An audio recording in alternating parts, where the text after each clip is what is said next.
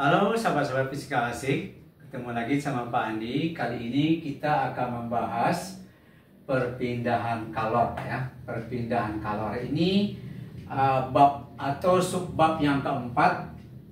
Subbab yang keempat ya dari materi suhu dan kalor. Jadi materi suhu dan kalor itu ada 4 permasalahan: suhu, kalor, pemuaian, dan perpindahan kalor. Jadi ini yang keempat, yang terakhir ya.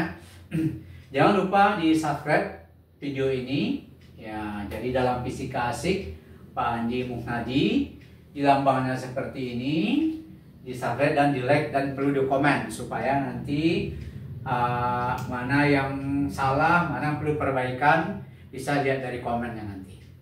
Oke, sekarang kita bahas. Jadi perpindahan kalor itu ada 3 bentuknya. Yang pertama, kalor itu bisa berpindah secara konduksi atau hantaran. Ini contohnya seperti kita menggoreng sendok goreng. Jadi kalau kita memegang ini langsung panasnya ke tangan kita. Tapi supaya nanti dia tidak ikut panas tangan kita, biasa dikasih isolator gitu supaya nanti tidak ikut panas. Jadi dari ujung ke ujung itu namanya secara konduksi namanya. Jadi dia mengantarkan panas secara konduksi. Biasanya ini terjadi pada zat padat. Jadi dengan persamaan Q per T itu namanya laju kalor.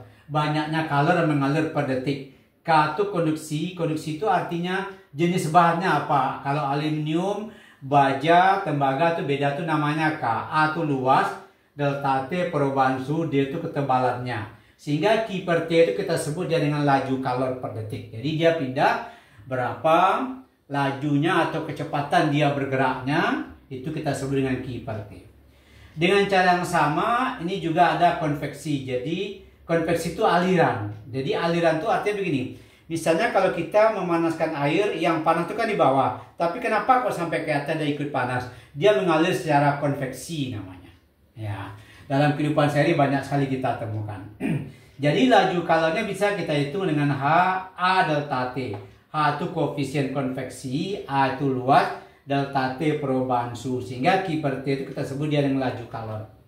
Yang ketiga, kalor itu bisa berpindah secara radiasi atau pancaran. Seperti cahaya matahari sampai ke bumi, atau kita mengadakan api unggun, kita ikut di samping-sampingnya ikut panas. Jadi dia sumbernya api tadi menjalar sekitar kita itu secara radiasi atau pancaran namanya. Sehingga berapa laju kalornya Q per T, E itu emisivitasnya. Biasa nanti dari 0,1 sampai 1 ya. Jadi ini namanya ketetapan Stefan-Boltzmann. Jadi nilainya 5,67 10 pangkat 8 watt per meter pangkat 2 Kelvin pangkat 4. Nah, ini laju kalornya. Ini diulang lagi. Jadi ada 3 cara perpindahan kalor secara konduksi atau hantaran.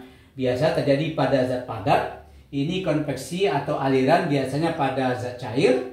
Radiasi atau pancaran biasa terjadi pada gas atau udara. Oke, dihafalkan. Jadi ketiga-tiganya ini adalah skill bintang ya. Jadi yang perlu dihafalkan ini skill bintang, ini skill bintang, ini juga skill bintang. Nah, jadi ini perlu dihafalkan. Oke, untuk lebih jelasnya kita lihat soal. Soal ada pendingin minuman berbentuk kubus dengan panjang, lebar, dan tinggi. Namanya kubus, tentu semua sisinya sama panjang, yaitu 30, 30, 30. Tiap dinding memiliki tebal 4 cm terbuat dari bahan K-nya itu 0,32, berarti dia secara konduksi nih. Karena K diketahui, jadi dia mengalir secara konduksi. F di dalam kotak tadi atau dalam kubus tadi menjaga supaya dia tetap 0. Jadi bagaimana supaya S itu tidak mencair? Berapa banyak es yang melebur setiap jam ketika suhu di luar kotak pendingin 25, di mana kalor lebur es itu 3,3 10 pangkat 5. Jadi kalau kita gambarkan, ini ada kubus, ini 30 cm, ini 30 cm, ini 30. Jadi panjang, lebar, dan tinggi sama. Namanya kubus ya. Jadi di dalamnya ada es. Nah, ada es. Nah, tentu yang namanya panas, tentu dia mengalir dari suhu yang tinggi ke suhu yang rendah. Jadi di luarnya itu 25, di dalamnya kan 0, karena supaya dijaga es tadi tidak melebur. Jadi namanya panas tetap dia mengalir secara konduksi ke dalam. Karena dari yang tinggi ke yang rendah, menjalar dia. Ya, jadi berapakah laju kalor yang masuk ke dalam kubus tadi setiap jam katanya? Dalam 1 jam berapa panas yang masuk? Itulah yang menyebabkan es tadi itu melebur. Nah, kita hitung berapa banyaknya panas yang melebur. Karena dia secara konduksi, tentu Q per T, Ka delta T per D. Kita hitung. Berarti K-nya 0,032 diketahui dalam soal.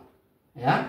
Kemudian, luas satu bidang itu kan, karena dia bentuk kubus, tentu satu bidangnya tentu sisi kuadrat.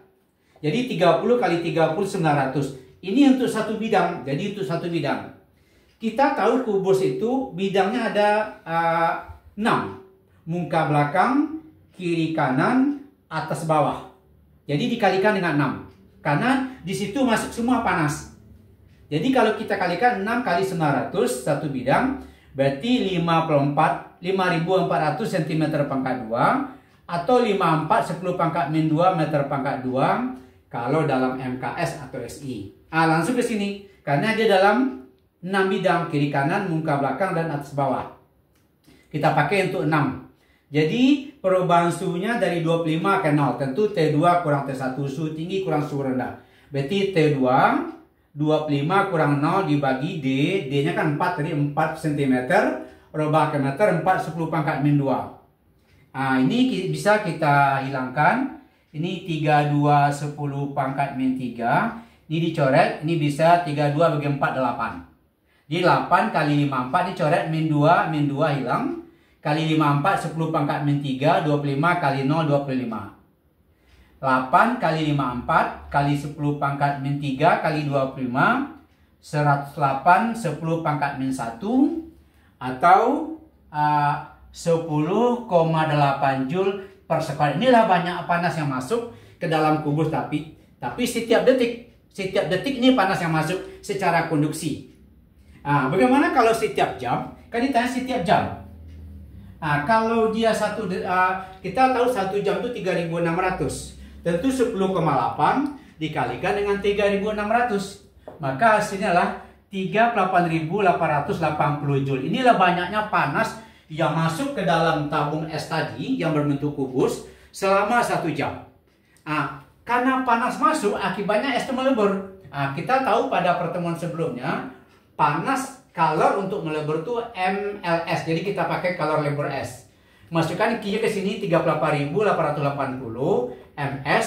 Kalor lebur itu kan 3,3 10 pangkat 5. Ya, ini biasa diketahui dalam soal.